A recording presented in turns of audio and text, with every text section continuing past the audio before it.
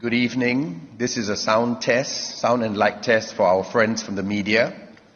To all the media crew in the back of the room, I'll be speaking here for approximately a minute and a half, and later I'll be seated at the chair on stage where the Q&A will take place.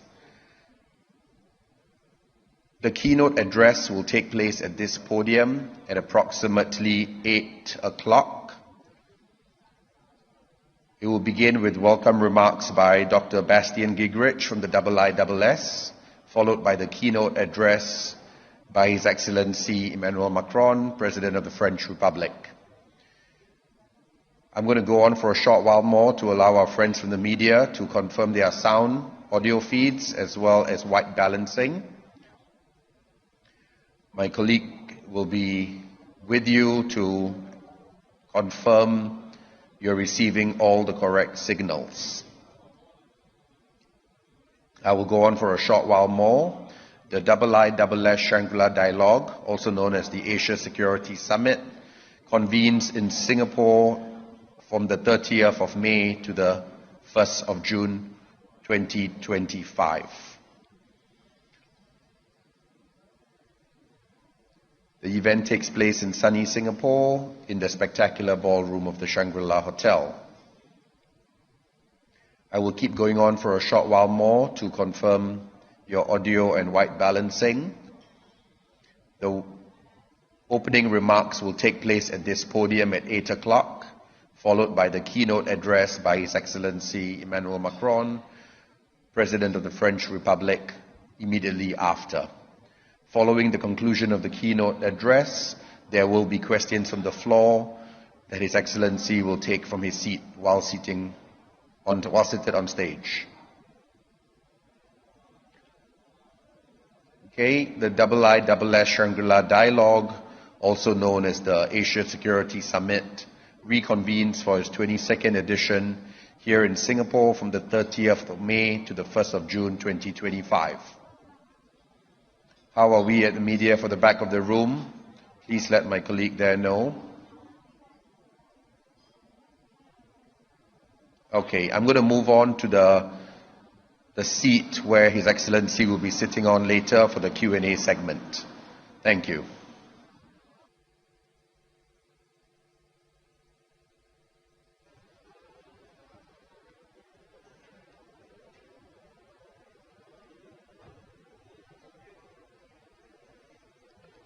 Good evening. This is a sound and light test for our friends in the media, for those at the back of the ballroom, to confirm audio feeds as well as white balancing. This will be the stage profile lighting setup during the Q&A that follows the remarks. I'm going to keep going for a short while. The IISS Shangri-La Dialogue, also known as the Asia Security Summit, reconvenes in Singapore for this 22nd edition from the 30th of May to the 1st of June 2025. Mic test 1, 2, 3. In the event that he goes closer to the mic, it would be like this, and in the event he's further away from the mic, we will make some adjustments to the best possibilities. Mic test 2, 3, 4. This is a sound and light test for our friends in the media. I'm going to keep going for a short while more. Okay, the IISS Shangri-La Dialogue, also known as the Asia Security Summit, reconvenes for its 22nd edition here in Singapore from the 30th of May to the 1st of June.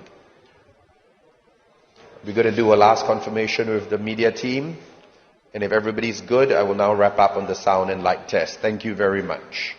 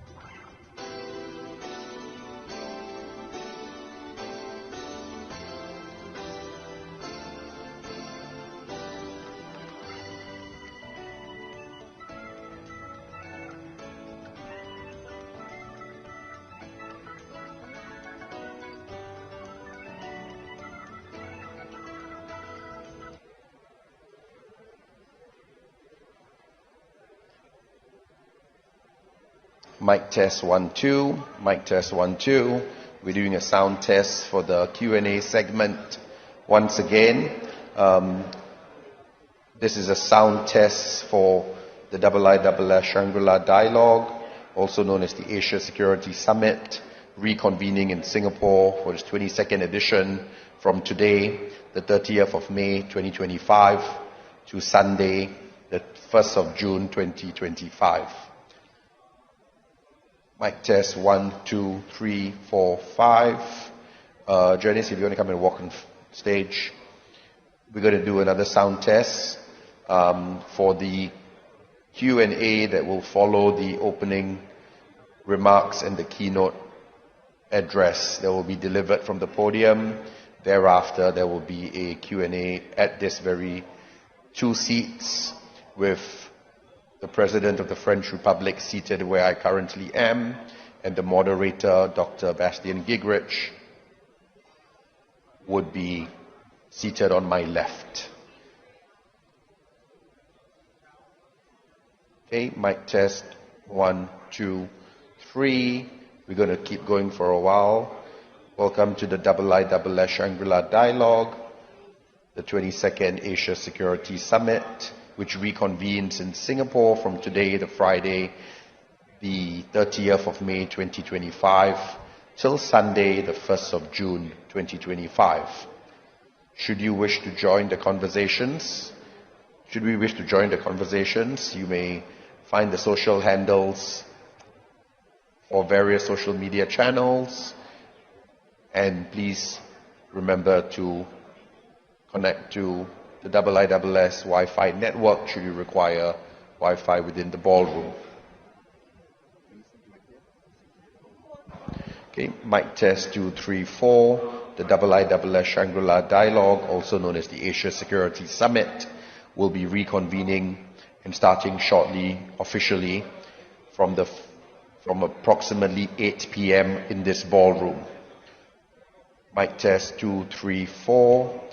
You also see on stage the various other events that the IISS convenes globally, including the IISS Manama Dialogue, scheduled for 31st of October to the 2nd of November this year in the Kingdom of Bahrain. Should you require Wi-Fi, the network is SLD25 and the password is the 22nd edition with the capital E. Mic test 2 3 4. You now see the various social hashtags for the social media platform. I'm going to keep going for a little while more in terms of some of the interpretation. The official languages for the plenaries that take place tomorrow are English, Chinese, Japanese, and Korean.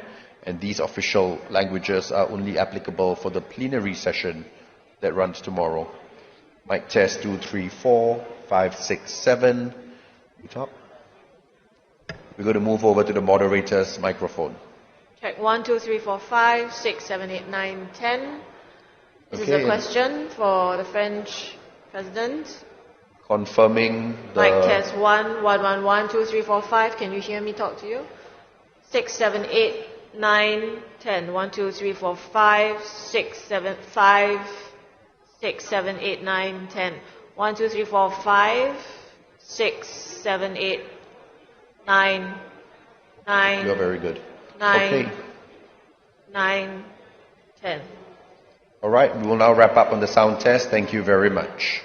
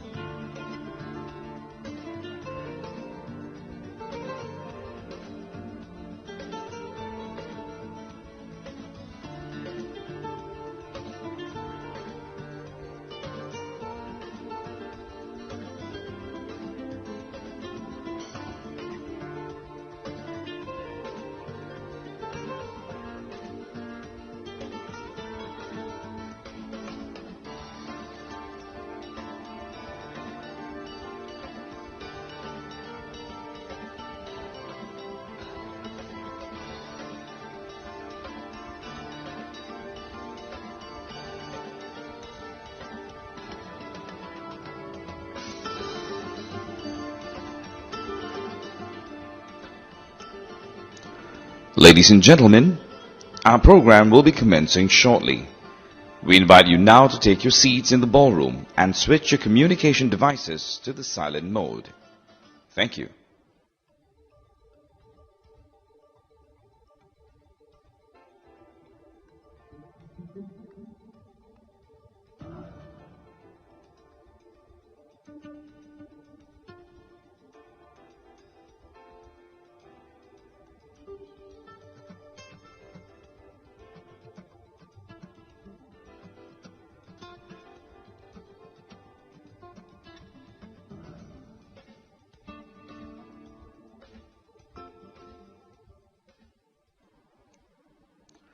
Ladies and gentlemen, our program will be commencing shortly. We invite you now to take your seats in the ballroom and switch your communication devices to the silent mode. Thank you. Ladies and gentlemen, our program will be commencing shortly. We invite you now to take your seats in the ballroom and switch your communication devices to the silent mode. Thank you.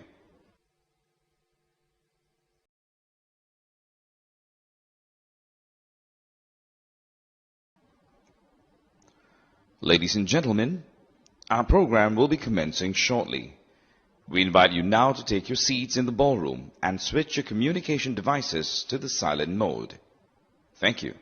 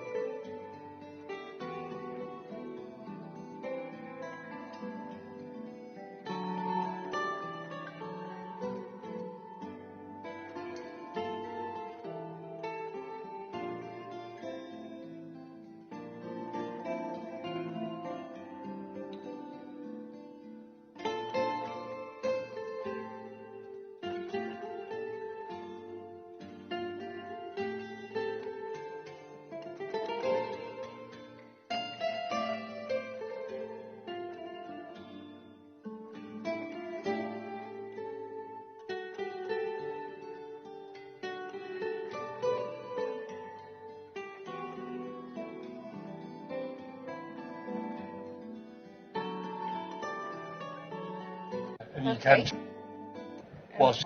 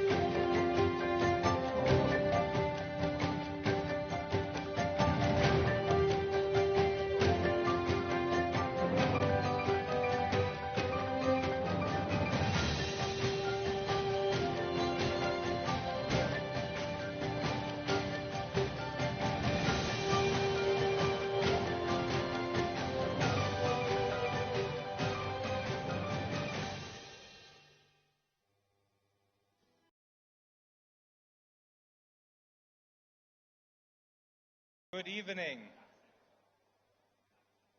Presidents, Prime Minister, Excellencies, distinguished guests and delegates. Welcome to the 22nd IISS Shangri-La Dialogue.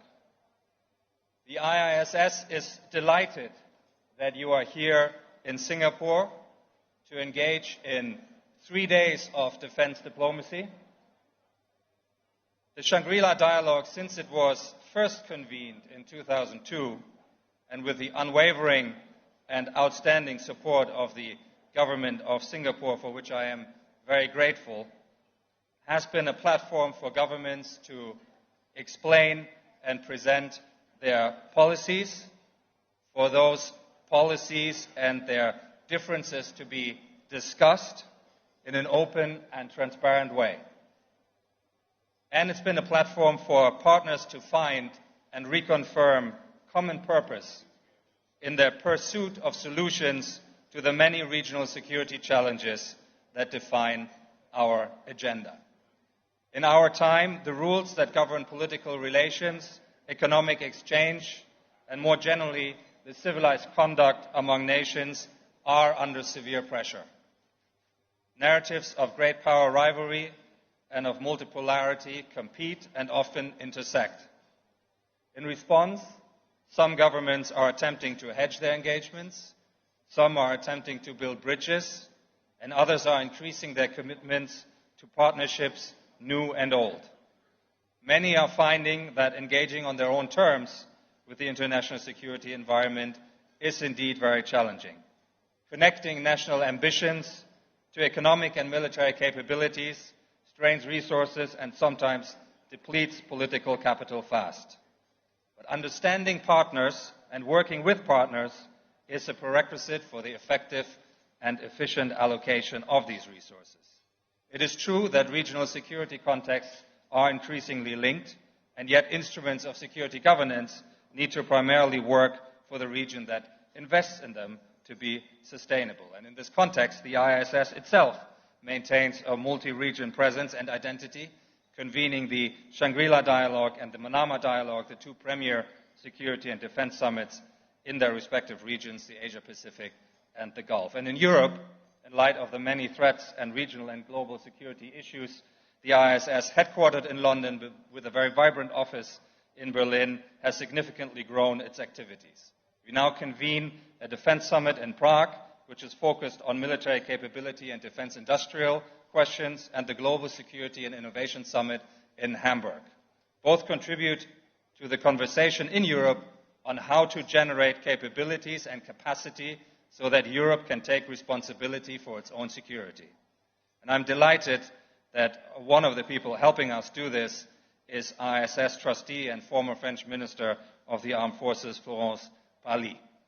Florence, in her remarks as minister at the Shangri-La Dialogue, as actually it was the case with her successor, Sébastien Lecornu, always referred and referenced France's vital Indo-Pacific dimension and presence.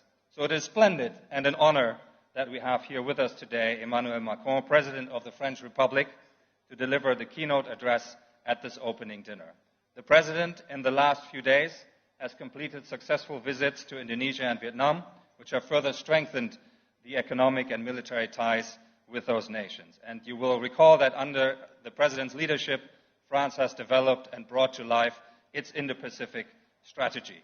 You all know that President Macron cares deeply and thinks deeply about questions of international order and international security. And he is the first head of state of a P5 nation to address the IISS Shangri-La Dialogue, and we're delighted to have him here. Mr. President, the floor and this podium is yours.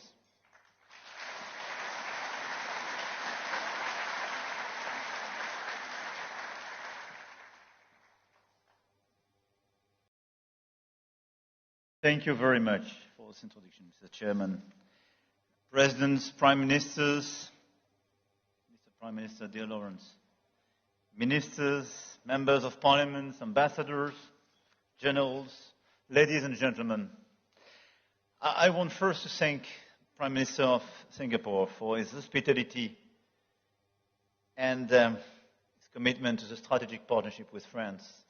And thank you for offering me this opportunity, and thank you to ISS for the opportunity to address this very important Forum for Security in Asia and beyond. And I have to say, I received the invitation for your predecessor, Lawrence, in 2018. And I have to confess this evening that I'm not sure I was so right to procrastinate. Because for sure, it would have been easier to come in 2019 and deliver a speech on all these topics. Nevertheless, I'm here in front of you, and I will try to share some convictions. And first, let me tell you why I'm so committed to this region, and why France has something to tell. First, and it's most of the time forgotten, because France is an Indo-Pacific player. We have overseas territories in the region, from Réunion Island, Maya, to Wallis et Futuna, New Caledonia, French Polynesia, and other territories. So more than 1 million inhabitants, French inhabitants, live in this region. We have more than 8,000 soldiers permanently deployed in our bases. We established permanent bases in the region with some partners. And we deployed a lot of common exercises we strengthened during the past few years with a lot of countries. And even recently here with our aircraft carrier. At the same time, obviously, we are a European country.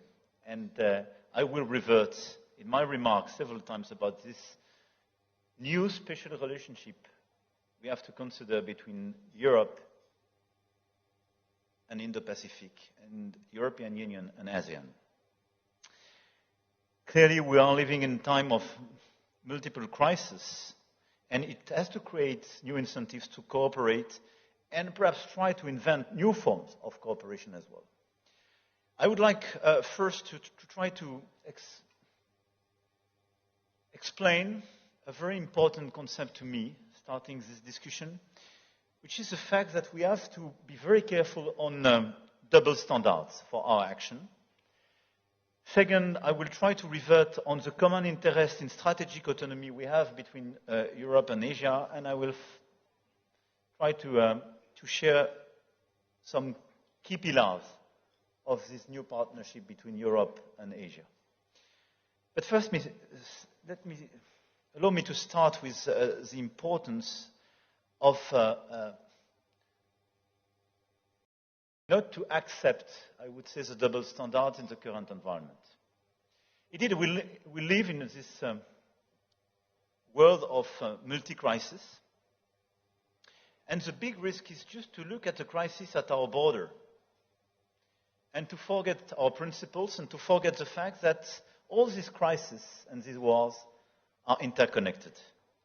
And I say that in a country, I have to say, and I want to commend you, Lawrence, and your predecessor, where, for instance, the Ukrainian war was never perceived as a European war. But from the very beginning, you took your responsibility and you were very vocal. But let's be clear, we have several risks of double standards in our current environment. Double standards in Ukraine. For a lot of countries, in Latin, Africa, Asia, here. I hear the narrative, and most of the time what is shared is a sort of equidistance between Ukraine and Russia, and the fact that this is a European conflict, and that we are clearly spending too much energy, too much time, and creating too much pain for the rest of the world with what's happening in Ukraine. Allow me to say this is a total mistake. Because if we consider that Russia could be allowed to take a part of the territory of Ukraine without any restriction, without any constraint, without any reaction of the global order, how would you phrase what could happen in Taiwan? What will you do the day something happens in Philippines? There is no several global order by definition. if we stick to our principles. This is true in Europe and this is true elsewhere. So what is at stake in Ukraine is our common credibility to be sure that we are still able to preserve territorial integrity and sovereignty of people. No double standard. At the same time, I hear the voice in this region, as well in Africa, in Latam, the Gulf, about the double standard in Gaza, where a lot of things that the Americans and the Europeans are in fact giving a free pass to Israel. And this is a big risk. This is why we did condemn the terrorist attack from the Hamas. We work very hard with some key partners, and I want to thank them here, to release the hostages. This is the very last one. We do support all the initiatives taken for a ceasefire, and I do thank the efforts made by the United States of America, Egypt, Jordan, Qatar in that direction. But we do believe that we need a ceasefire. The emergency is for a humanitarian answer. And we do have to work very hard for recognition of a Palestinian state and a mutual recognition in order to create a strong architecture of security in the region. And I can revert, if you want, into Q&A on this aspect. But this is the only way not to leave the floor to those saying, you live with double standards. If we abandon Gaza, if we consider there is a free pass for Israel, even if we do condemn the terrorist attacks, we kill our own credibility in the rest of the world. And this is why we do reject double standard, and this is why I think it's very important in our current environment to be consistent and to follow our principles, our rules, and to consider that what is at stake is clearly the global order, and what is at stake is our credibility to protect this global order. Having said that, I think a risk of double standards is as well to abandon totally our agenda of sustainability and health. And it could surprise a lot of people when I say that in front of a lot of defense ministers and so on, but everything is intercorrelated. And by the way, we experienced quite recently the fact that the pandemic could have some security impact and change a little bit the course of the world. But this is a double standard. If we, as rich country, we stop investing in sustainability, meaning climate and biodiversity and health, because this is a new nexus, because it could create new crises and new security crises, and because this is a killer for our credibility vis-à-vis the South. This is the best way to open the door for a big divide of this world. So this is why, having said that, I do consider that rejecting double standards in all these affairs do not imply balancing everything, but very clearly requires us to be very consistent in this approach. And I insist on that because I do believe that the main risk today is a risk of division of the world, and a division between the two superpowers. And the instruction given to all the others, you have to choose your side. If we do so, we will kill the global order, and we will destroy, methodically, all the institutions we created after the Second World War in order to preserve peace and to have cooperation on health, on climate, on human rights, and so on. But we need them, probably much more than before. This is why I believe our key challenge is how to preserve peace and stability and prosperity in this current environment. And in a moment when the competition between China and the United States for global leadership could create constraints and a side effect for each of us, without us willing or even able to imagine handing our interests over to one or the other, how to react. And I will be clear. France is a friend and an ally of the United States, and is a friend, and we do cooperate, even if sometimes we disagree and compete with China.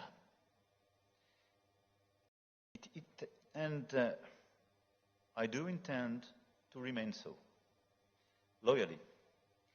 with a demanding approach of our own interests. But France is no less attached to what is essential for herself: strategic autonomy, freedom of sovereignty. And we do defend this approach for Europe and for Indo-Pacific, which means we want to cooperate, but we don't want to depend. We want to cooperate, but we don't want to be instructed on a daily basis what is allowed, what is not allowed, and how our life will change because of the decision of a single person. And the commitment by France is part of a long-term commitment. It's a singular voice, faithful to a certain idea of peoples and their independence, which General de Gaulle set out in 1966 in a speech in Phnom Penh. And this idea remains a compass of France, and we intend to continue being a force for peace and equilibrium. Having said that, I do believe that Europe and Asia, and this is my second point, have a common interest in this very moment, and a common interest to follow this line of strategic autonomy. First, because we live the same challenges. We have a challenge of revisionist countries that want to impose, under the name of spheres of influence, in reality, spheres of coercion.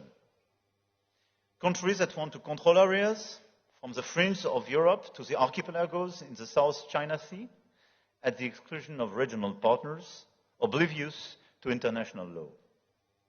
Countries that want to appropriate resources, whether fishing or mineral, and crowd out others from their benefit. Countries that want to impose on free countries their foreign policy choices or prejudice their alliances. No way for these spheres of coercion.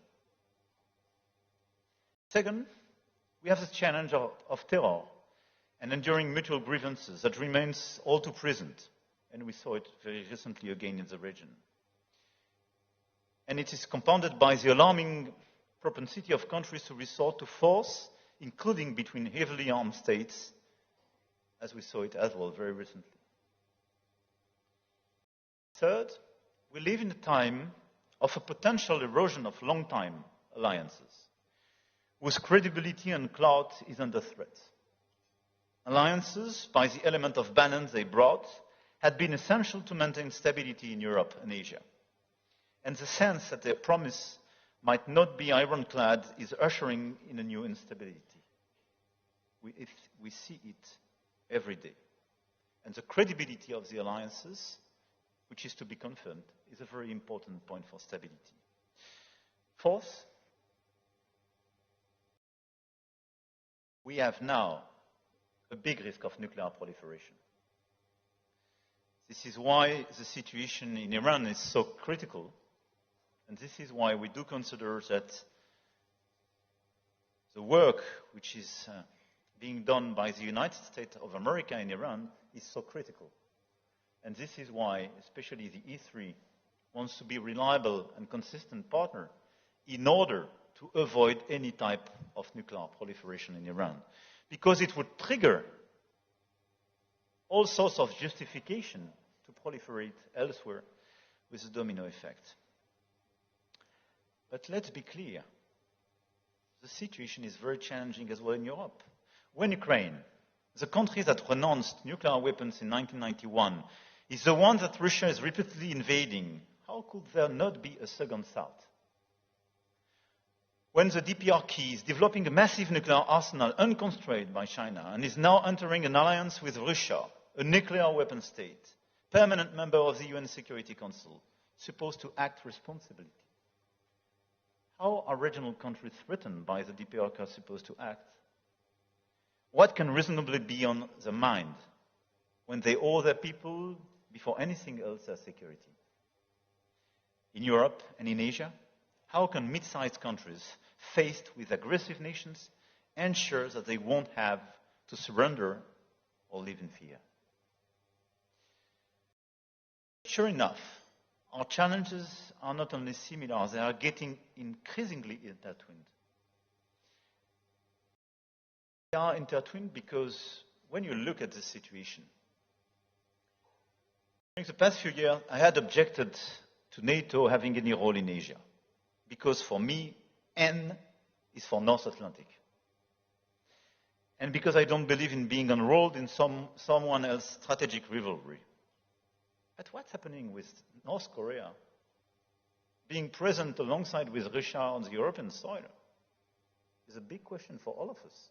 And this is why, if China doesn't want NATO being involved in Southeast Asia or in Asia, they should prevent, clearly, DPRK to be engaged on the European soil. All this is happening also at a moment when nations like France and Asian countries are facing issues of scale raised by the development of technology, and I clearly make the linkage between these two issues. Our challenges are intertwined because we do face the same reality. Whether we are talking about AI or space, scale is of the essence. And in these two critical dual-use technologies, the first to reach scale will be much more competitive and will drive out the others. And we can't lose the race. And this is why, by the way, we want to team up with Singapore on all these issues, and we have a very strong partnership. But this is how we are clearly linked together in these common challenges.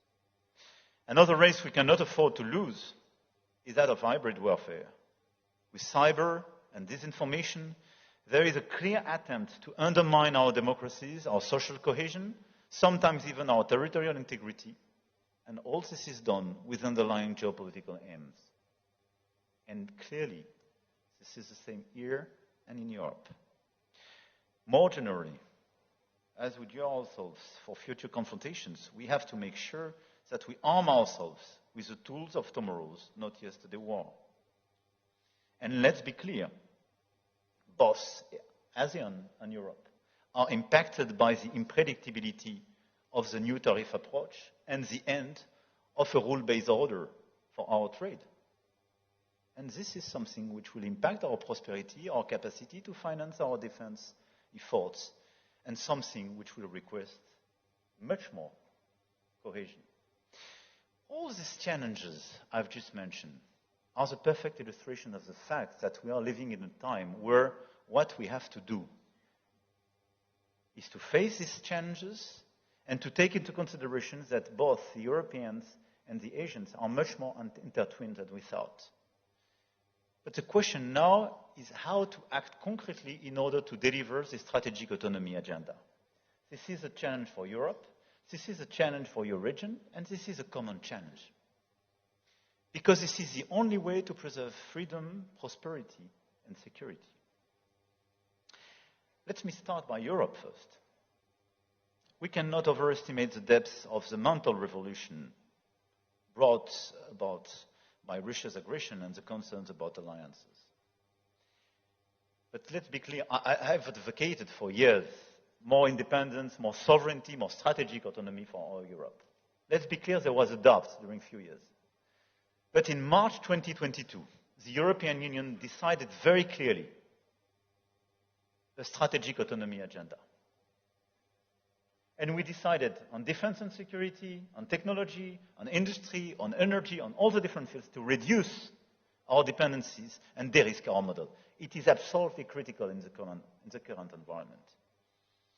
And during the past few months, based on the work we colled with the British Prime Minister, the coalitions of the willings, and the strong coordination with some leaders, with Chancellor of Germany, Prime Minister of Poland, but a whole bunch of countries of the European Union, and a lot of allies, we built this coalition of the willings regarding the Russian war in Ukraine.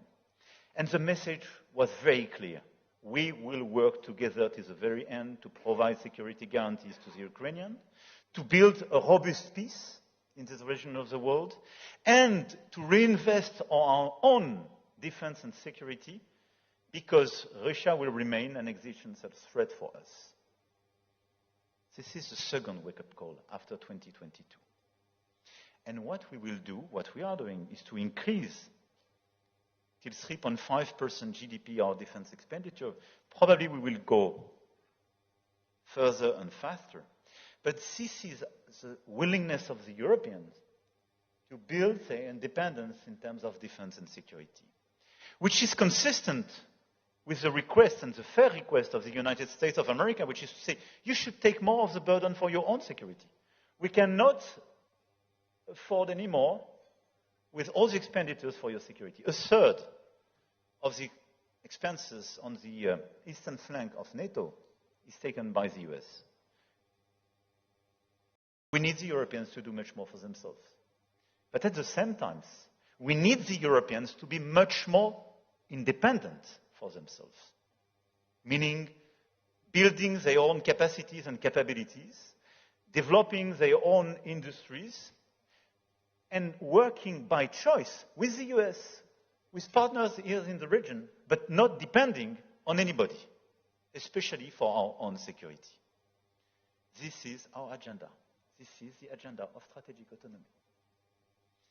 In parallel, this is what we want on AI, what we want on technology, on industry. We want to increase our strategic autonomy. It will request a lot of investment, and obviously, it will request as well a much more competitive Europe. This is why, and I link this to agenda, it's an emergency to accelerate the competitiveness agenda of the European Union, because this is the only way to make the security agenda and the autonomic strategy agenda credible. Meaning we have to deepen the single market, we have to streamline our regulation, and sometimes to kill some of these regulations to be much more attractive, and we have to accelerate our capacity to build new single markets, especially in finance with capital market union, especially to fund what I'm saying with private money, to be much more efficient on energy and telco. Second, we want to build new partnerships. And it's part of the strategic autonomy. And based on the assessment that between ASEAN and Europe, we have these common challenges and these common threats. We want to work more actively on a common agenda. France presented in 2018 an Indo-Pacific strategy based on our capacity to propose a third way, which is to say, a lot of you are afraid and concerned by the respect of the liberty of sovereignty. Liberty of navigation, respect of your sovereignty, and so on. For good reasons. We do share this view. But you don't want to be confrontational with China. We do share the same approach. And the third way we do share with a lot of countries present in this room is the basis of our Indo-Pacific strategy, which is how to preserve an open environment, rule-based order in the region. And we want to be a reliable partner for that. This is the core of the bilateral commitment we have with Singapore, but with a lot of countries of the region, and exactly what we did during the past few years. Common exercises, common capacities, more common programs, etc., etc. De-risking, no confrontation, but clearly strategic autonomy in Indo-Pacific strategy. And we are working on a new strategic review, and a new Indo-Pac strategy will be issued in the weeks to come. And in parallel, we raised at the European scale this approach, because we issued now 4 years ago a European Union's Indo-Pacific strategy, which follows exactly the same line, and which is the best illustration of our common commitment.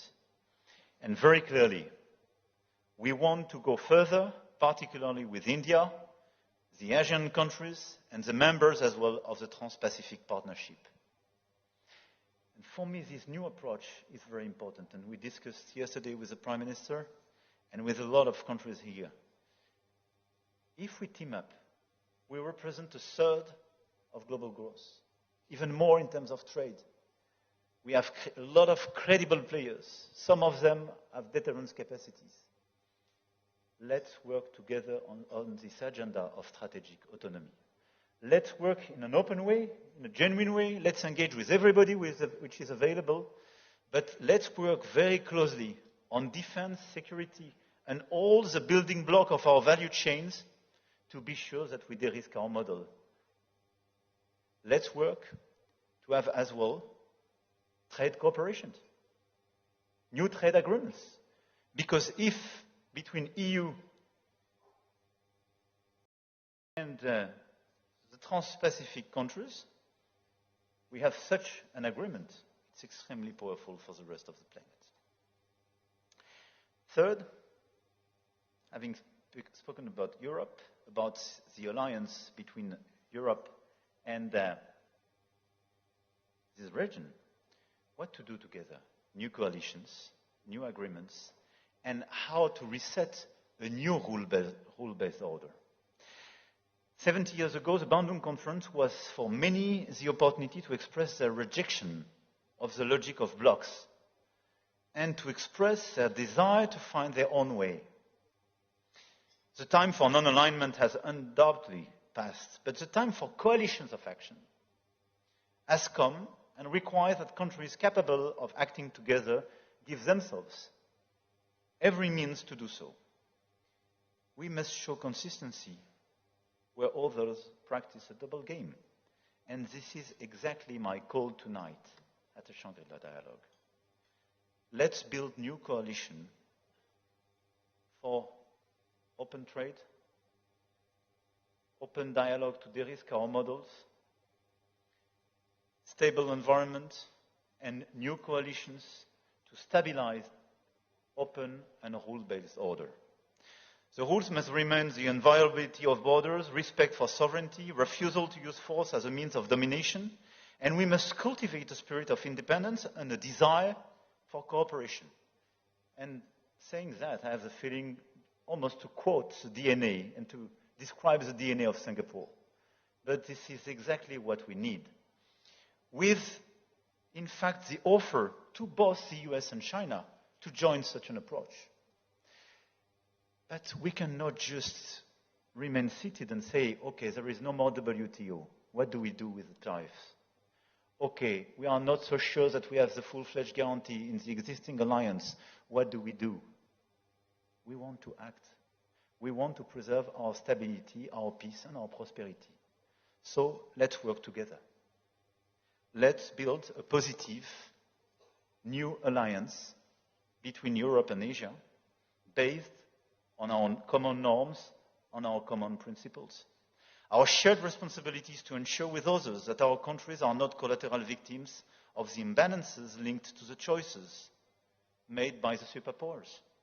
Our response must be to relaunch our efforts to develop sustainable trade, respectful of common social and environmental standards, and step by step, the European Union is building this network of new generation agreements, and this is what we want to do with Asian countries and CPTPP.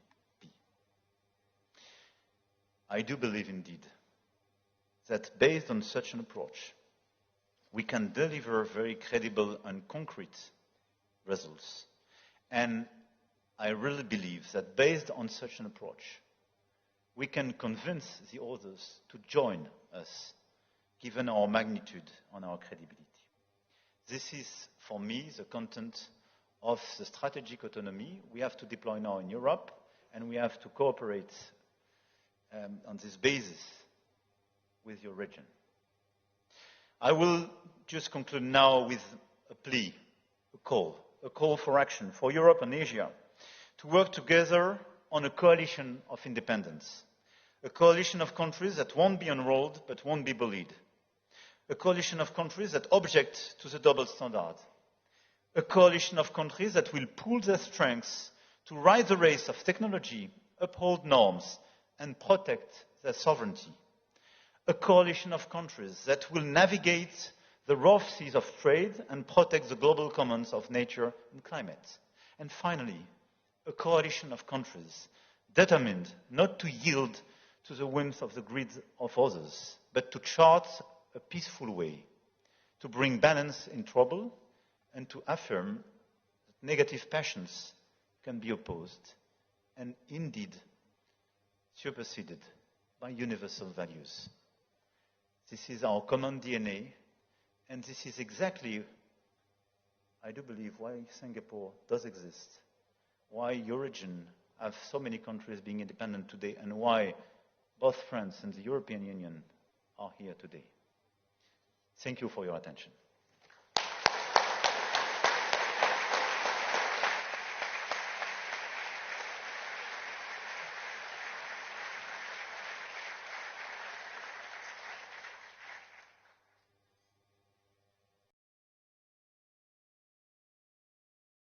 President Macron, thank you very much for this wonderful way to kick us off. I noted that you had pairs of important words there to structure your argument.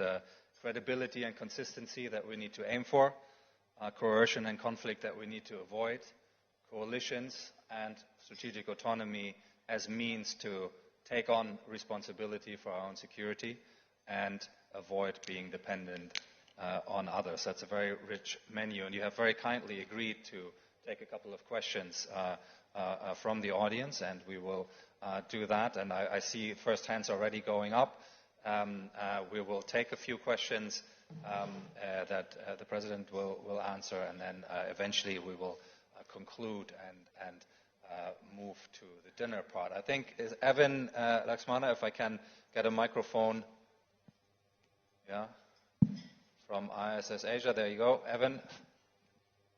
Thank you, Mr. President, for the speech. My name is Evan Laxmana from the IISS.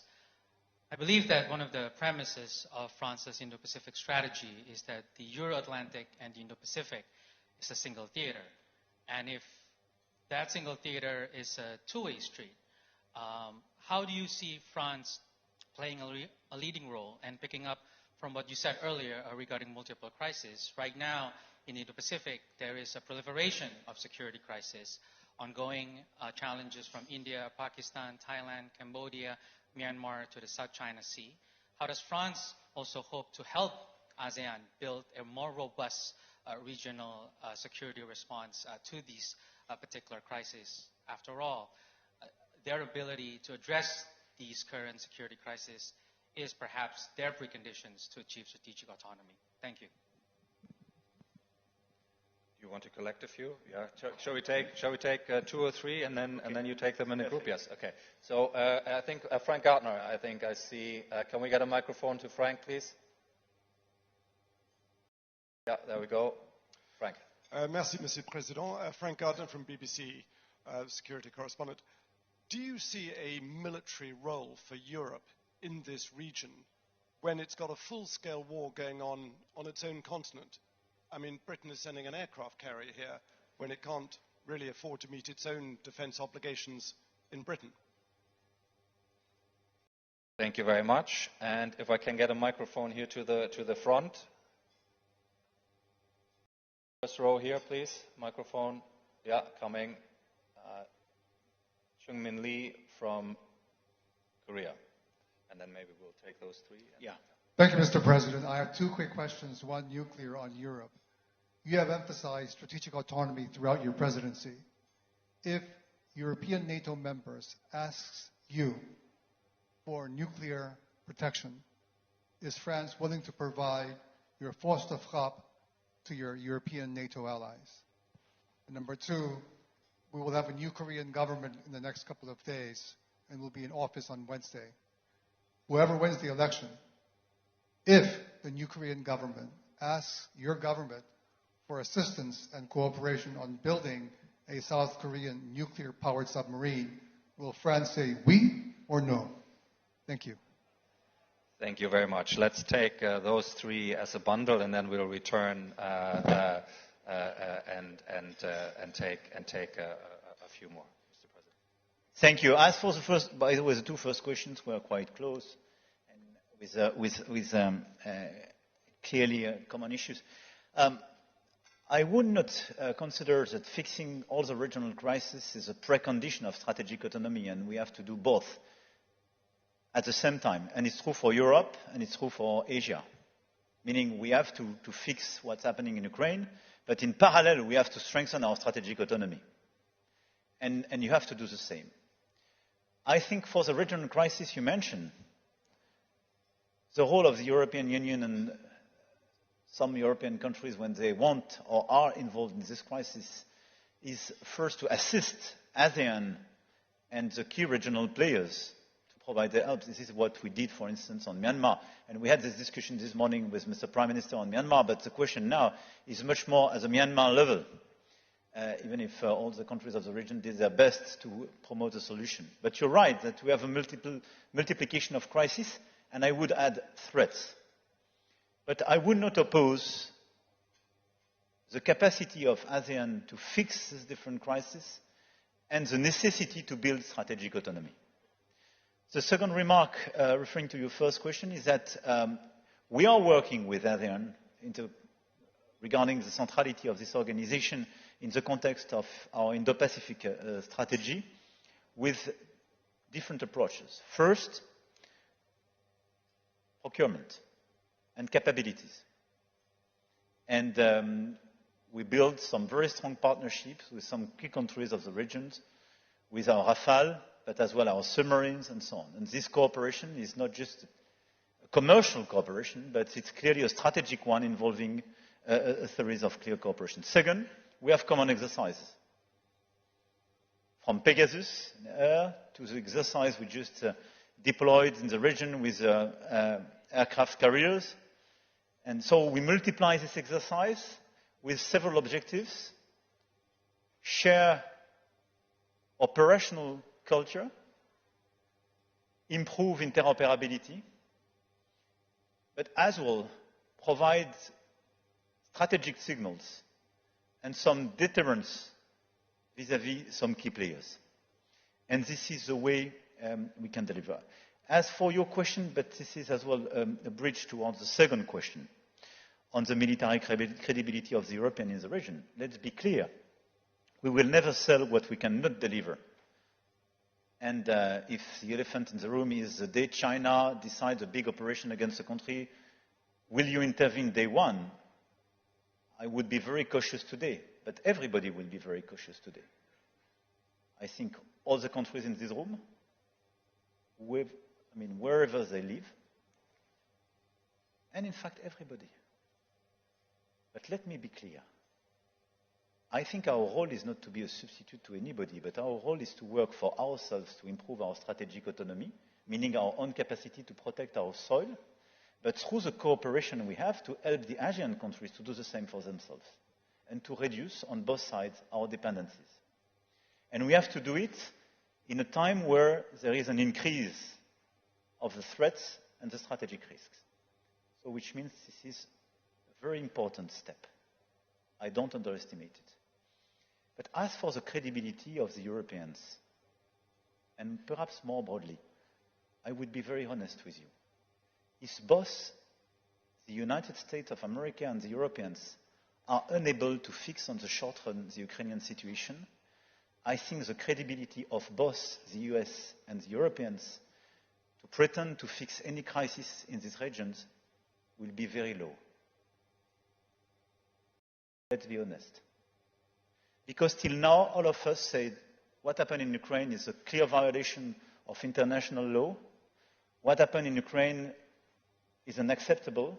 Everything we describe for all the regional threats, not to mention them linked to China. And we are ready to help, to finance, to provide capabilities, but we are till now ready to sacrifice till the very last Ukrainian soldiers. Stop.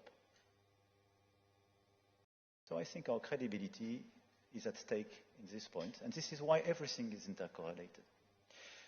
As for, and thank you for the very too accurate question. For the first one, I will obviously not provide such an answer. But I will tell you why.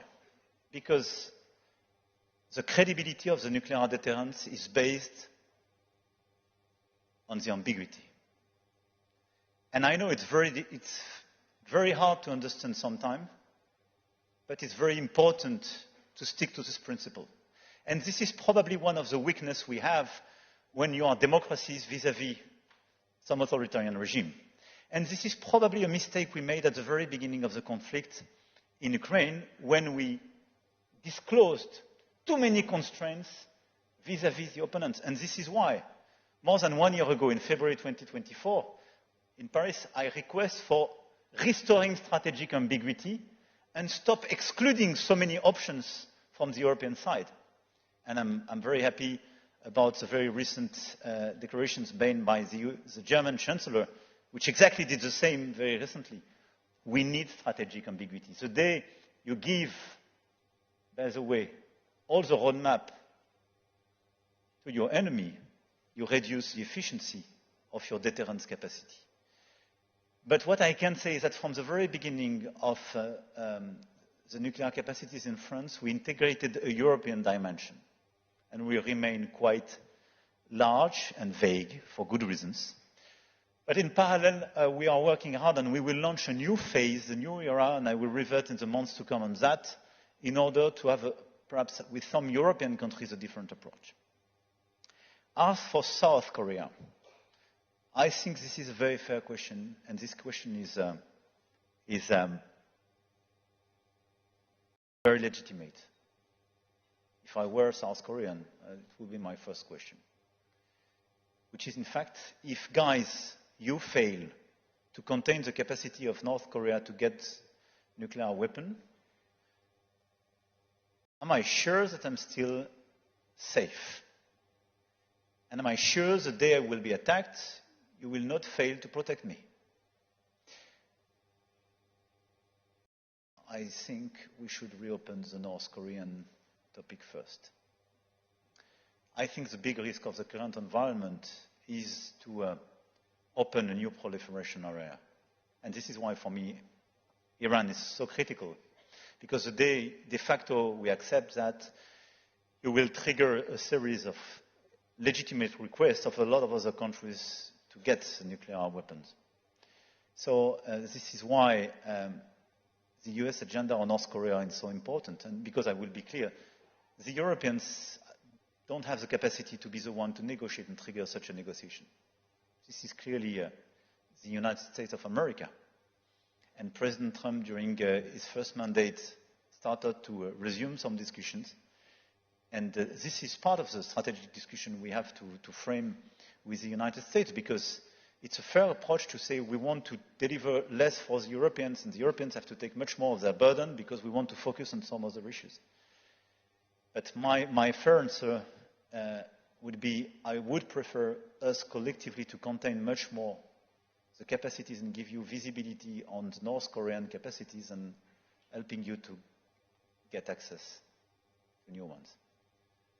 Mr. President, thank you very much. I'm going to disappoint a few people now who have thought the floor, but time has marched on. And possibly I'm going to disappoint the President as well, because I know he is ready to answer more questions. But we'll draw this to a conclusion here. And let me invite everybody again to once more thank President Macron for this wonderful way of kicking off the Shangri-La Dialogue. Thank you.